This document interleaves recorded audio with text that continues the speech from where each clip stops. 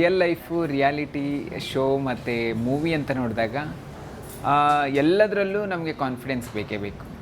ಒಂದು ಜೀವನನ ಹೇಗೆ ನಾವು ನೋಡ್ತೀವಿ ಅನ್ನೋ ಒಂದು ವಿಷನ್ ಇರಬೇಕು. ಸೊ ಆ ವಿಷನ್ ಇದ್ದಾಗ ಒಂದು ಬ್ಯೂಟಿಫುಲ್ ಆಗಿರೋ ಒಂದು ಜೀವನ ನೀವು ಕಟ್ಕೋಬೋದು. ಸೊ ಹಾಗೆ ರಿಯಾಲಿಟಿ ಶೋ ಬಂದಾಗ ಅಲ್ಲಿ ನಿಮ್ಮ ವ್ಯಕ್ತಿತ್ವ ಕಾಣುತ್ತೆ. ಸೊ ನಿಮ್ಮನ್ನ ಇಷ್ಟಪಟ್ಟಾಗ ನೀವು ಅಲ್ಲಿ ಉಳ್ಕೋತೀರಾ, ಜನರ ಮನಸ್ಸಲ್ಲಿ ಉಳ್ಕೋತೀರಾ, ಮನಕ್ಕೂ ನೀವು ತಲುಪ್ತೀರಾ. ಸೊ ಅದಾದಮೇಲೆ ನೀವು ಮೂವಿ ತೆರೆ ಅಂತ ಬಂದಾಗ ಅದು ನೀವೊಂದು ಕ್ಯಾರೆಕ್ಟ್ರಾಗೆ ನೀವು ನೋಡೋದು.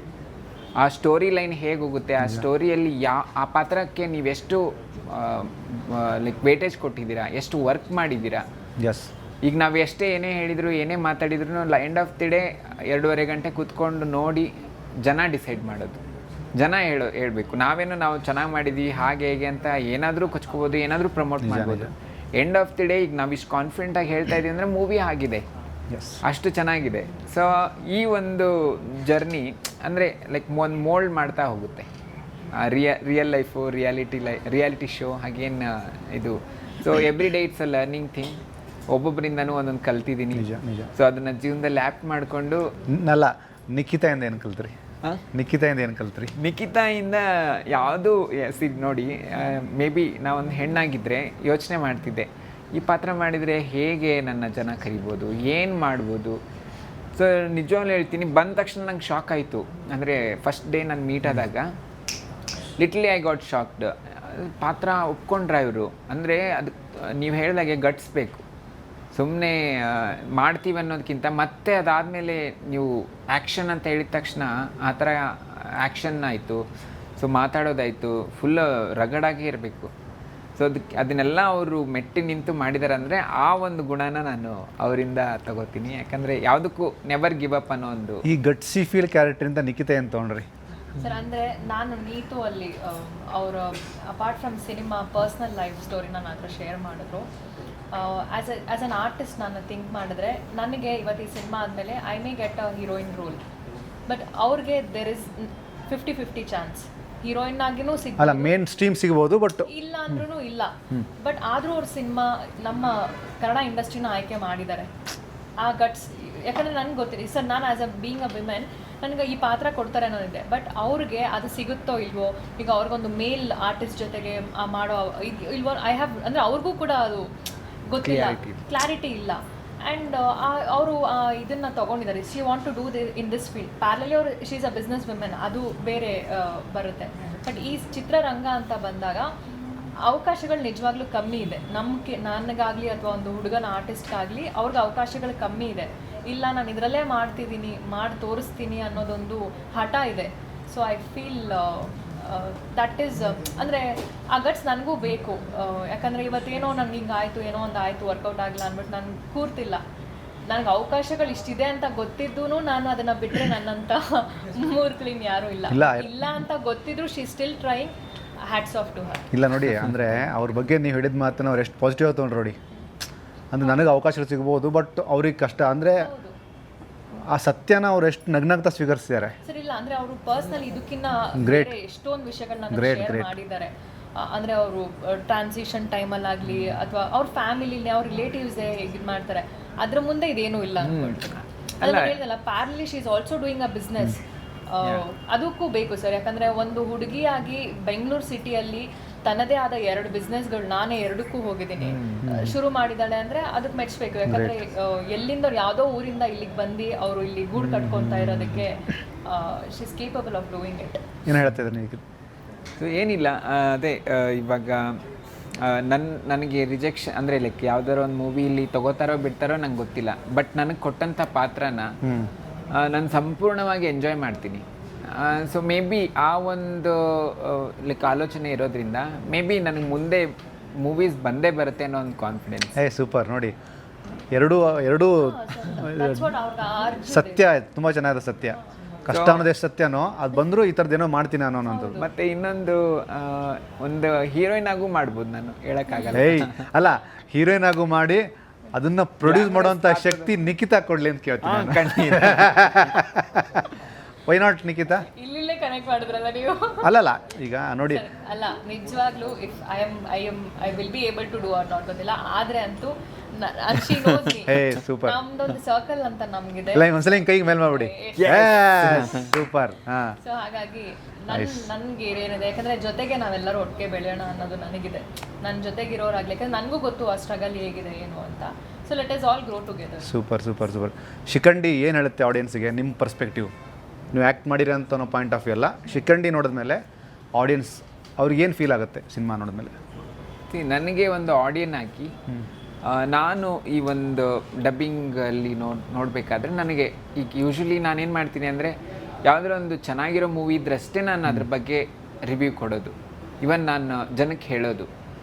ಸೊ ಇವ ಆ್ಯಸ್ ಎ ಆಡಿಯನ್ ಆಗಿ, ಆ್ಯಸ್ ಎ ವೀಕ್ಷಕಿಯಾಗಿ ನಾನು ಹೇಳ್ತಾ ಇರೋದು, ಈ ಮೂವಿಲಿ ಜಸ್ಟ್ ಇಮ್ಯಾಜಿನ್ ಮಾಡ್ಕೊಳ್ಳಿ, ಈಗ ಒಂದು 3 ವರ್ಷದಿಂದ ಈ ಕತೆ ಹುಟ್ಕೊಂಡಿರೋದು. ಸೊ ಇವಾಗಿನ ಜನ್ರೇಷನ್ಗೆ ತಲುಪಬೇಕಂದ್ರೆ ಅದ್ರ ಪ್ರಕಾರ ವರ್ಕ್ ಮಾಡಿದ್ದಾರೆ. ಸೊ ಆ ಟೈಮಲ್ಲಿ KGF ಬಂತು, ತುಂಬ ಒಳ್ಳೊಳ್ಳೆ ದೊಡ್ಡ ದೊಡ್ಡ ಆ್ಯಕ್ಷನ್ ಓರಿಯೆಂಟೆಡ್ ಎಲ್ಲ ಬಂತು. ಸೊ ಅದನ್ನು ಹೊರತಾಗಿ ಇವರು ಶಿಖಂಡಿ ಅನ್ನೋ ಒಂದು ಟೈಟಲ್ ತೊಗೊಂಡು ನಾನೇನೋ ಬೇರೆ ಹೇಳಕ್ಕೆ ಹೊರಡ್ತಿದ್ದೀನಿ ಅನ್ನೋದು ಒಂದು ಅವರ ಒಂದು ಪ್ರಯತ್ನ ಇದೆಯಲ್ಲ ಗುರುಮೂರ್ತಿ ಸರ್ದು. ಸೊ ಅದಕ್ಕೆ ಹ್ಯಾಟ್ಸ್ ಆಫ್ ಹೇಳಬೇಕು.